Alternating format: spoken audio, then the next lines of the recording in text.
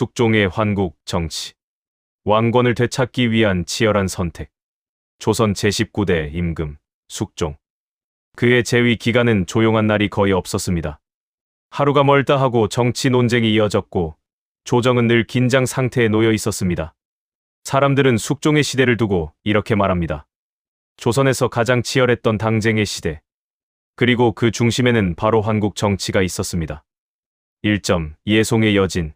그리고 붕당의 분열. 숙종 시대의 정치는 이미 시작부터 복잡했습니다.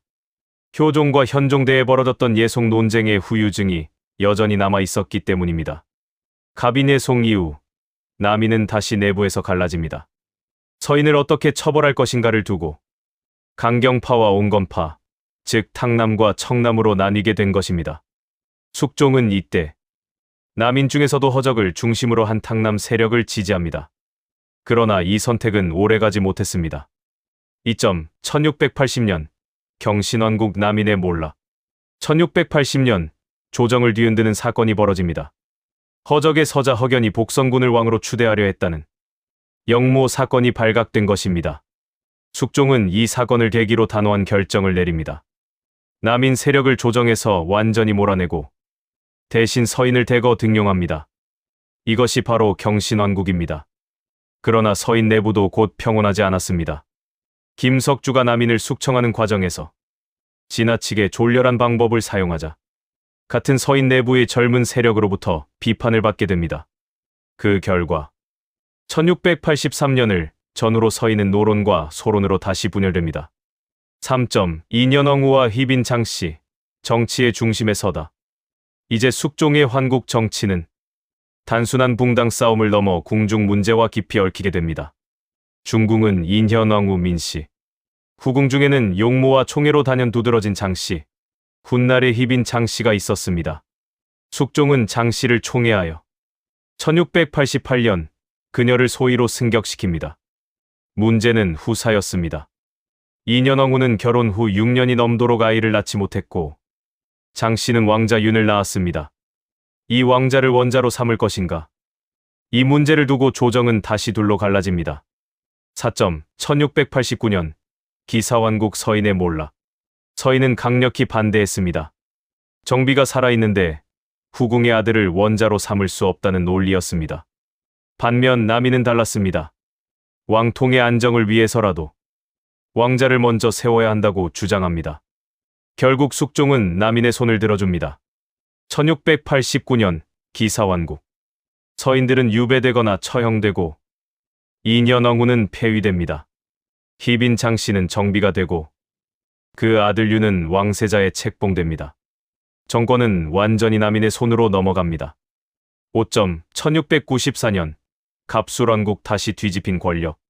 그러나 남인의 집권도 오래가지는 못했습니다. 전국 운영의 불안, 그리고 왕의 신임 상실. 1694년 숙종은 다시 결단을 내립니다. 갑술왕국입니다. 이번에는 남인이 축출되고 서인이 다시 정권을 장악합니다. 서인들은 가장 먼저 폐위된 인현왕후의 복권을 요구합니다. 숙종은 이를 받아들여 패비 민씨를 서궁 경복당으로 맞아들입니다. 그리고 곧이어 인현왕후의 왕비 복위가 공식적으로 선포됩니다. 6점. 희빈 장씨의 몰락과 사사. 왕비로 있던 장씨는 다시 희빈으로 강등됩니다. 처소도 창경궁 취선당으로 옮겨집니다. 그러나 갈등은 끝나지 않았습니다. 1701년 복위된 지 7년 만에 인현왕후가 승하합니다. 사망 직전 인현왕후는 희빈 장씨의 재복위를 깊이 경계했다는 기록이 남아 있습니다. 그리고 그해 10월 숙종은 충격적인 결정을 내립니다. 희빈 장씨가 궁중에 무당을 불러 굿을 버려 왕비를 저주했다는 이유로 사사를 명한 것입니다. 이 사건 이후 소론은 세자 윤을 옹호하고 노론은 비판하는 입장으로 완전히 갈라집니다. 7점. 붕당을 길들이는 임금. 이후 전국은 점차 안정됩니다.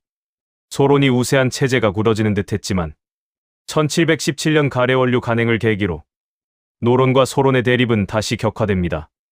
숙종은 이때 노론의 손을 들어주며 다시 한번 전국의 균형을 조정합니다. 이처럼 숙종은 특정 붕당의 정권을 고정시키지 않았습니다. 붕당이 강해질수록 견제하고 서로 싸울수록 왕권은 상대적으로 강화되었습니다. 8점. 환국 정치의 본질. 그래서 숙종의 정치를 우리는 환국 정치라 부릅니다. 재위 기간 동안 무려 3차례의 대규모 환국 정권은 계속 바뀌었지만 결국 중심에는 늘 임금이 있었습니다. 숙종은 신하들의 충성 대상이 붕당이 아닌 왕 자신이 되도록 만들었습니다. 9점. 강해진 왕권 그리고 민생 개혁. 환국 정치로 왕권을 되찾은 숙종은 이 힘을 민생 안정에 사용합니다. 우선 대동법. 광해군 이후 확대되어 오던 이 제도를 평안도와 함경도를 제외한 전국으로 확대 시행합니다. 또한 토지 개혁을 정리종결하고 상업 활동을 지원하기 위해 상평 통보를 대대적으로 유통시킵니다. 그 결과 임진왜란과 병자호란 이후의 혼란은 점차 수습되고 조선 사회는 오랜만에 안정기를 맞이하게 됩니다. 10점. 숙종은 어떤 임금이었는가? 숙종은 결코 온화한 임금은 아니었습니다. 그러나 냉정했고 계산적이었으며 무엇보다 왕권의 무게를 알고 있던 군주였습니다. 붕당을 이용해 붕당을 제압하고 정쟁 속에서 국가를 다시 세운 임금. 그래서 숙종의 시대는 혼란스러웠지만 동시에 조선 후기 정치의 한 정점을 이룬 시기이기도 했습니다. 이것이 바로 조선 제19대 임금 숙종 그리고 환국 정치의 진짜 모습입니다.